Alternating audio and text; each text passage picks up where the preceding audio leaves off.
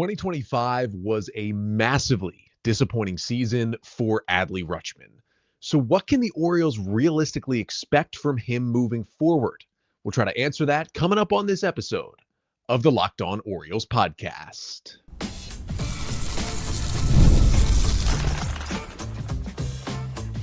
You are Locked On Orioles, your daily Baltimore Orioles podcast.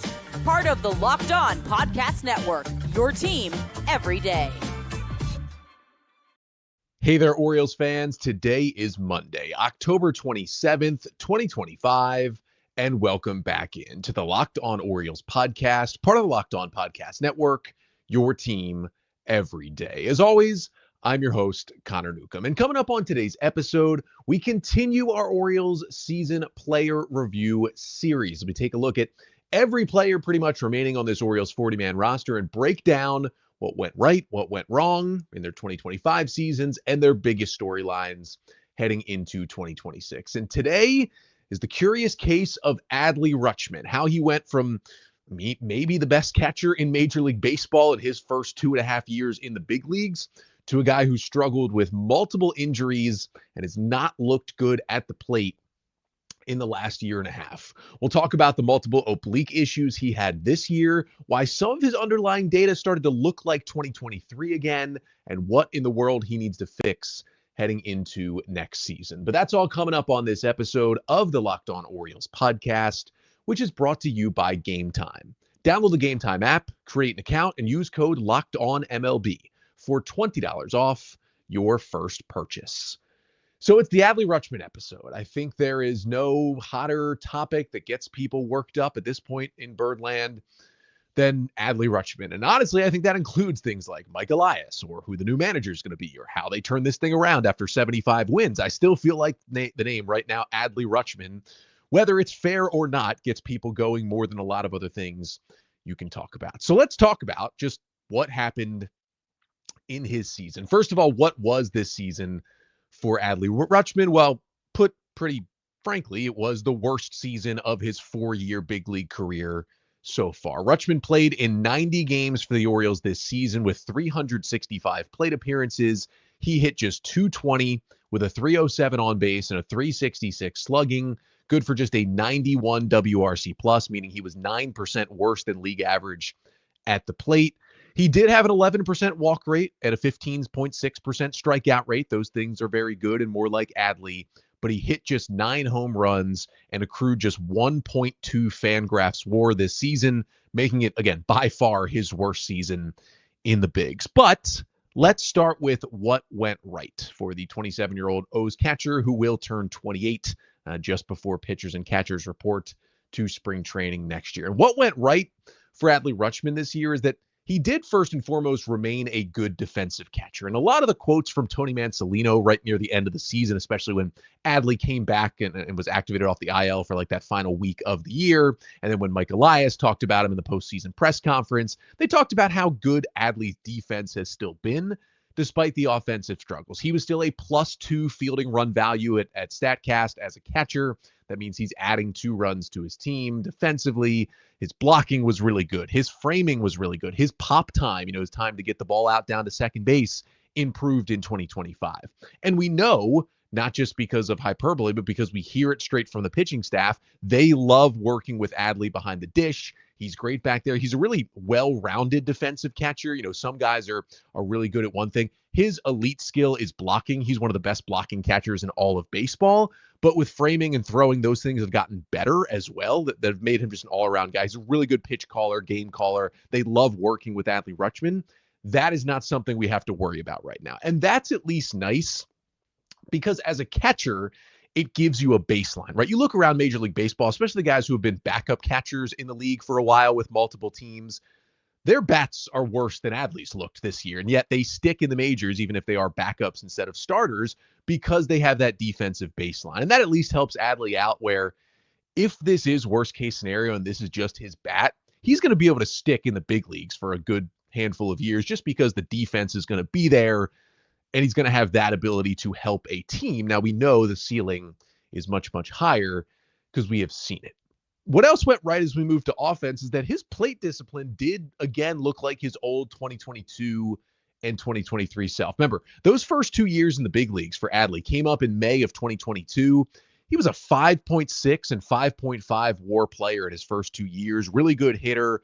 Walk rates over 13%. Strikeout rates were fairly low. He was a good hitter. And at least the plate discipline looked similar. His walk rate jumped from 9% last year back to 11% this year. Strikeout rate actually fell to around 15% this season. And those are near his 2022 and 2023 lines. You kind of combine those first 2 seasons together. He averaged about a 13% walk rate and a 16% strikeout rate. At 11 and 15 this year, that's pretty close to the old Adley we know. And Adley, one of the big issues last year is he started chasing out of the strike zone a whole lot more. His chase rate spiked to 29% last year. He got it down to around 21% this season, which 21.7%, actually the lowest chase rate of Adley's career. So less so than any other season this year. He was swinging at pitches outside of the strike zone. That is good stuff because coming up through the minors and when he first debuted, that was probably the number one offensive calling card for Adley Rutschman is just this elite plate discipline. And we actually saw more of that in 2025 than we did last year, which was honestly a good sign. He was swinging at pitches he knew he could hit. And another career low was his swing and miss rate. It was down at just 14.5%, whiffing at the lowest amount this year as well. Those are all positives offensively. And the other thing was that went right is that metrically, when you kind of dive under the hood for Adley as a hitter, he was a very similar hitter to the one he was in 2023. That's kind of his first full season in the big leagues. Orioles win 101 games. Adley's a huge part of it. He has a 126 WRC plus that season. He's awesome. He's an all-star. And if you look at that kind of under the hood stuff, so let's start with hard hit rate. 2023, 38.6%. 2025, 38.6%, right on the dot. Barrel rate, 2023, 7.5%. 2025, 7.5%, right on the dot. Squared up percentage, which kind of shows how much are you maximizing your exit velocity, maximizing how hard you can hit the ball based on your swing speed and the speed of the pitch. 2023, 30.6%. 2025, 31.5%. Actually improved a little bit. That was top 20 in Major League Baseball this year, but right on par there. Average exit velocity, 2023, 88.4 miles an hour. 2025, 89.4 miles an hour, actually taking a little tick up there. All of those things look the same. And it's not like there was a big dip in bat speed. And again, this is an average because Adley is a switch hitter. So this averages both his lefty and righty swing. But 2023 average bat speed, 70.3 miles an hour. This year, 70.1 miles an hour. Did that go down 0.2? Yes, but that's not enough of a difference to be any concern. He did lose a little bat speed from the right side of the plate, but he was getting much better results as a right-handed hitter. So that's not something you're really going to worry about when the results look better. So what that really shows you is Adley Rutschman has never been this exit velocity hard hit monster, right? He's not going to put up those Gunnar Henderson type underlying numbers where it's like, wow, he's top 10, top 5 in hard hit rates. He's blistering the ball all over the field. Homers, doubles, even his singles are just scorching line drives.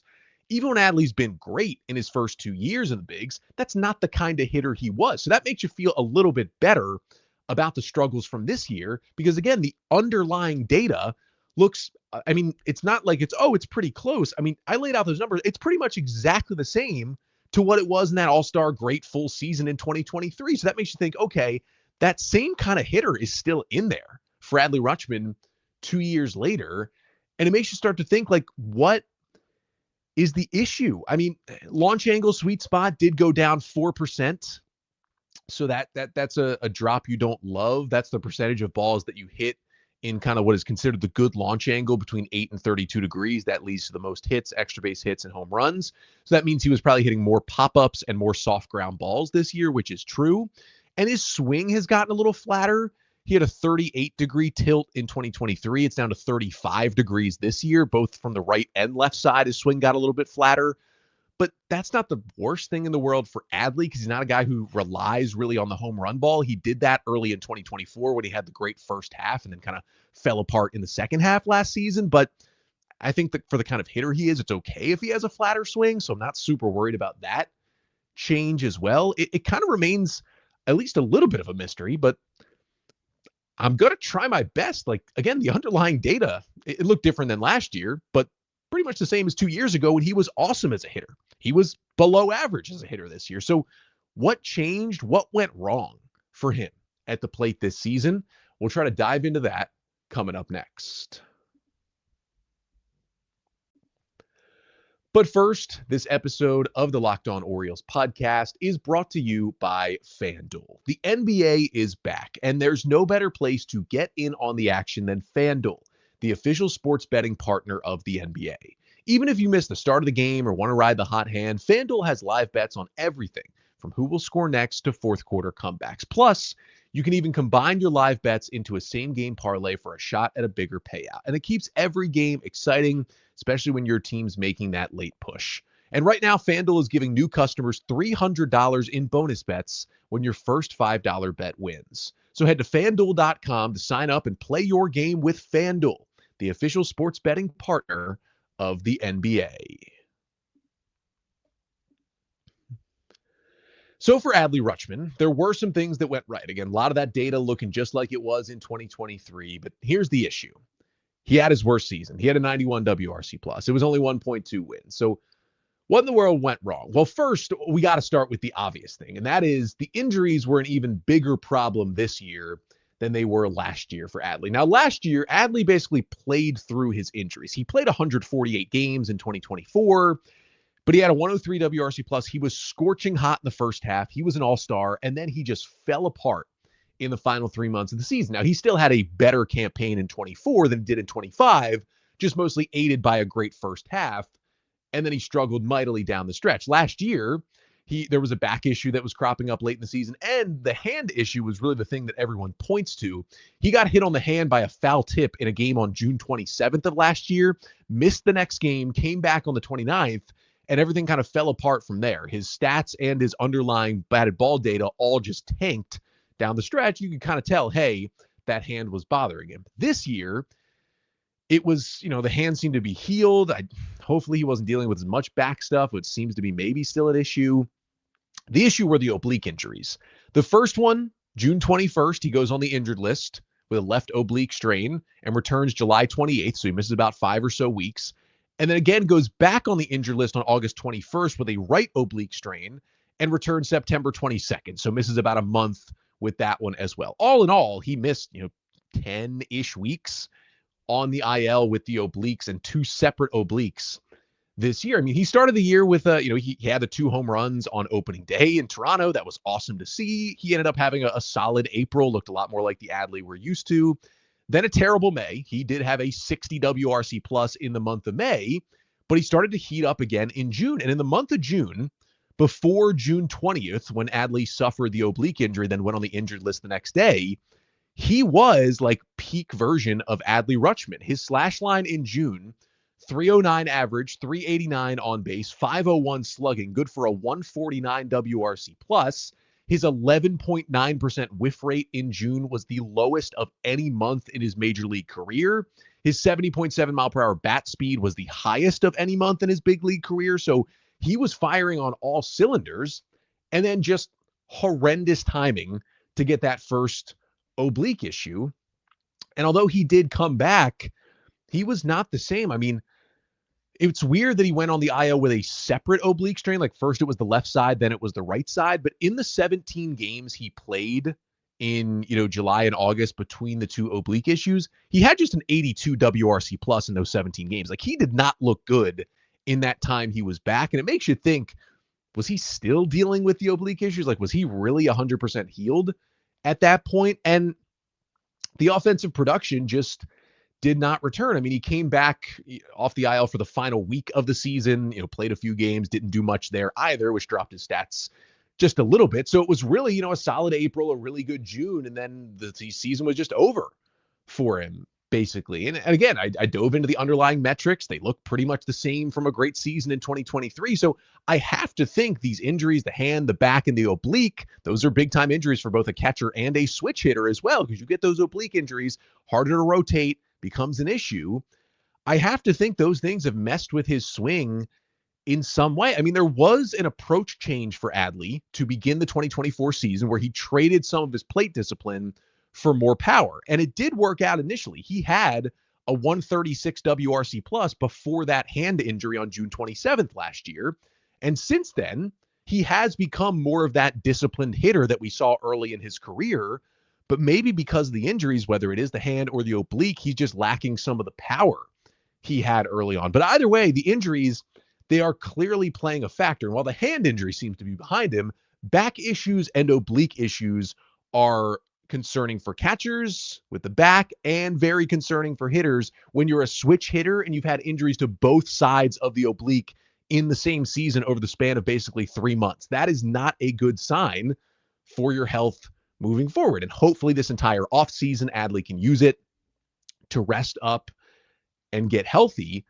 But he didn't produce in the same way. And you maybe try and look at like what was the expected numbers. And yes, like he did hit 220, but his expected batting average was 251. Like clearly there was some bad luck in there. He slugged only 366. His expected slugging was 421. But again, even those expected numbers are still at best around league average for a hitter and not something that's anything elite. Like there was bad luck in there. He ran just a 240 BABIP, batting average on balls in play. That was the lowest of his career. There are some balls that just used to fall in for hits that didn't this year. So that's some of it, right? And I think that takes into account the fact that he was a below league average hitter. I mean, the underlying data shows he should have been at least an above average hitter, but it doesn't answer the question of how he went from a 134 WRC plus in his rookie year to a 91 just 3 years later. That is the thing that concerns you a little bit. And that is where you have to think it's injuries. Could there be a little bit more? Maybe. But if it is, like what does his 2026 looks like? And that's what we're going to talk about to finish off the show coming up next. The biggest storylines for Adley Rutschman this offseason and heading into next year with the Orioles. But first, this episode of the Locked On Orioles podcast is also brought to you by Game Time. The NFL season is back, and honestly, there's nothing better than being in the stadium surrounded by fans cheering on your team. But let's be honest, getting tickets can be a hassle between queues, login screens, and prices jumping at checkout. It's just frustrating. So that's why I use Game Time, the app that gives the advantage back to fans. Game Time is fast, easy, and backed by the Game Time guarantee. You will always get 100% authentic tickets delivered on time and at the best price. Plus, all fees are included.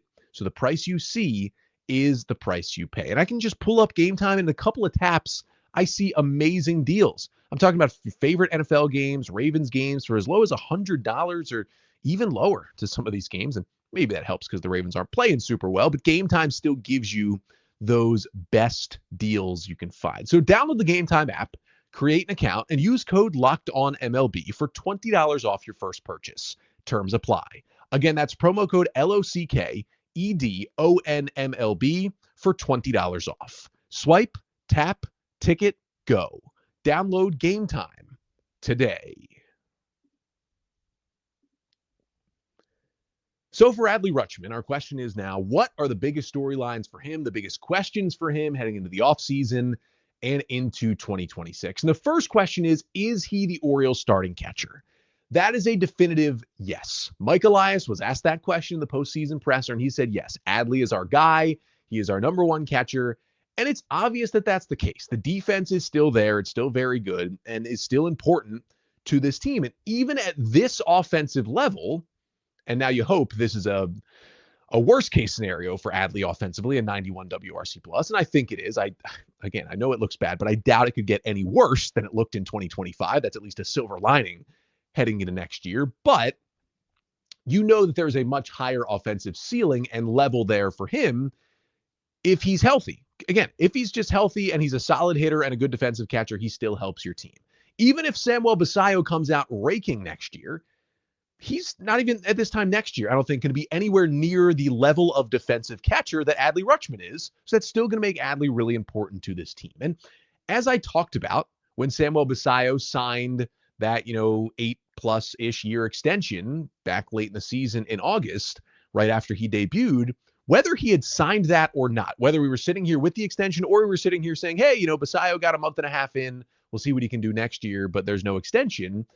they were both going to be on the team together in 2026 and beyond. That was the part that just, I don't know. I could not understand from some fans and even some media members who took the Basayo extension and immediately made the jump to, oh, Adley's gone, Adley's getting traded, Adley's the backup catcher, whatever it may be.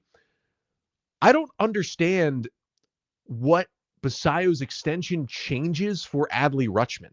Now, maybe it changes the long term of Adley, right? I mean, we are getting a lot closer than you think to Adley free agency. He's just got 2 more years, 2026, and then he is a free agent after the 2027 season. So 2 more seasons before he would hit free agency. The fact that Samuel Basayo is locked up for a little bit longer maybe makes it easier if the Orioles just move on from Adley after free agency. That, I mean, I want to see what the next 2 years look like, but that's a possibility. But what I tried to get across was whether Basayo signed the extension or not, he was still going to have team control of 6 more years after 2025, even if he didn't get extended. Now the Orioles just, added a couple of more years onto that.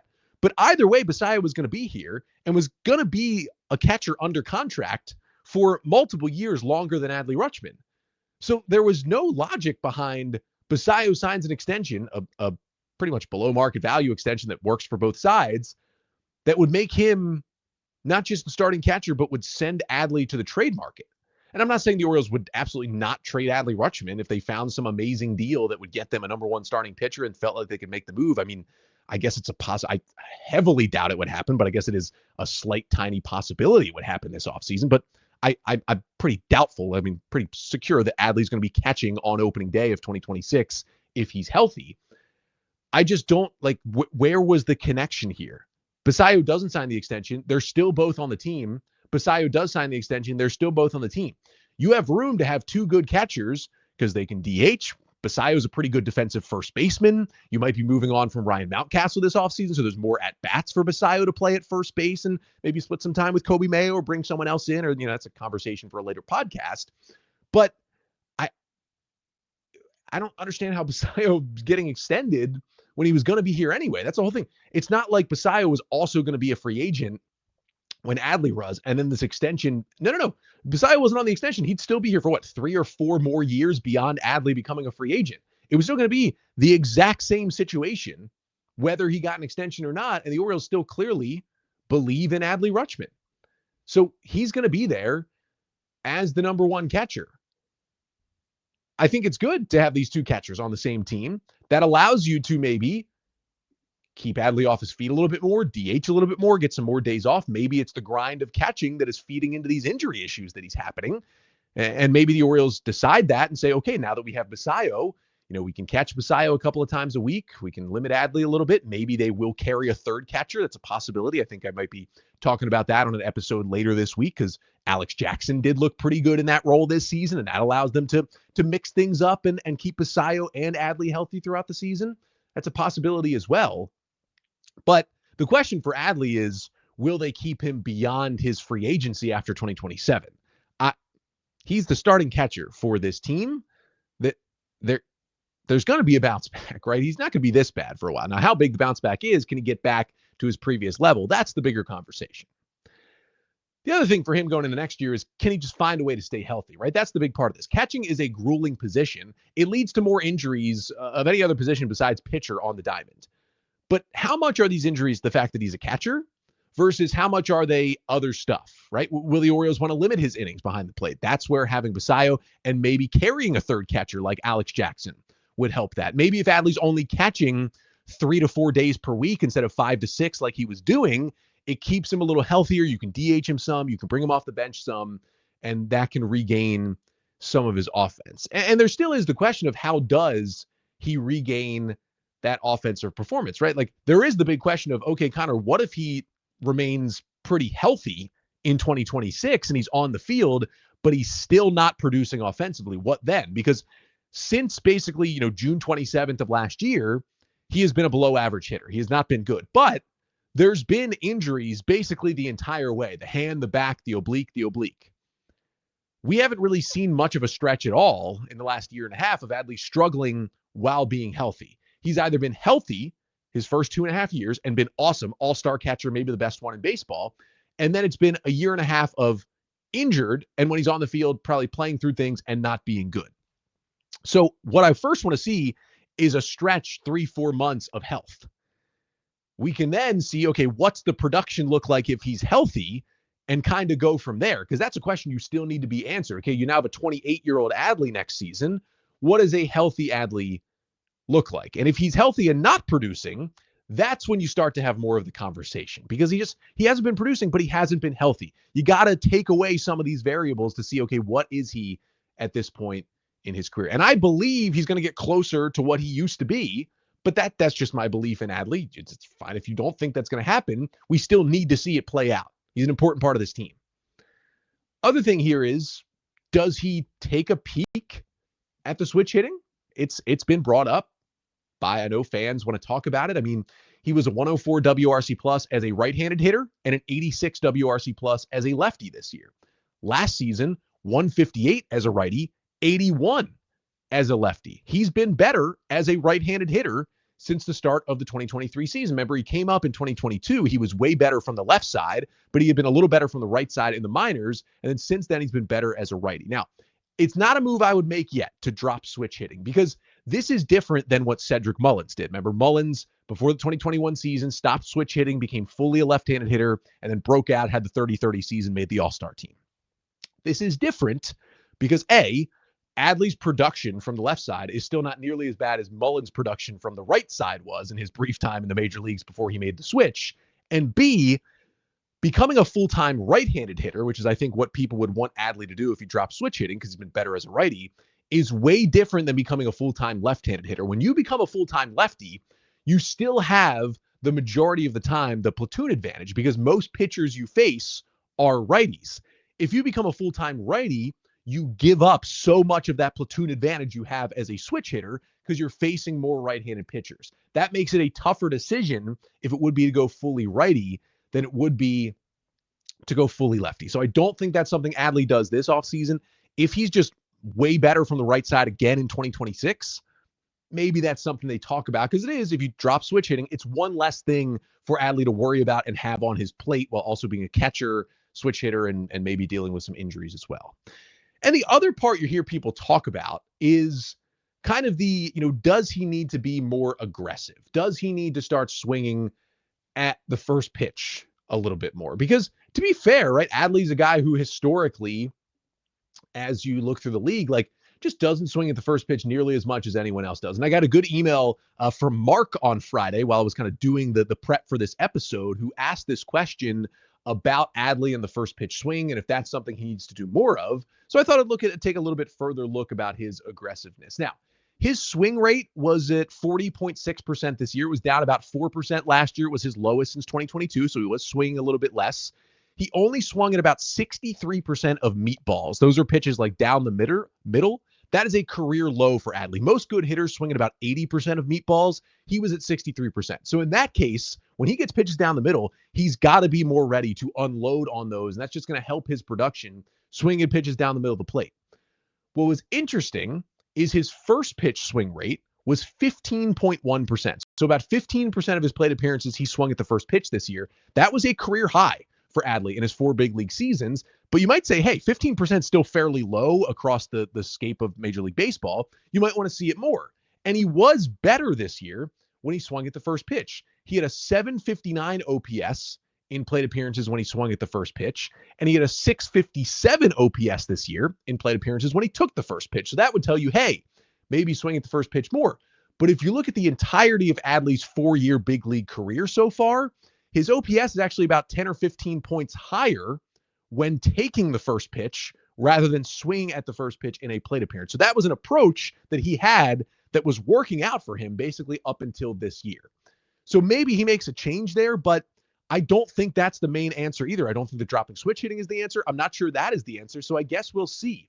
My best guess for Adley Rutschman right now, beyond the injuries, because I think the multiple injuries over the past 2 years are playing a huge part in his struggles. But my best guess beyond that, because I do think there's something else going on, is there is some sort of timing issue happening specifically with his swing from the left side of the plate. I think he's feeling good still, at least solid as a right-handed hitter.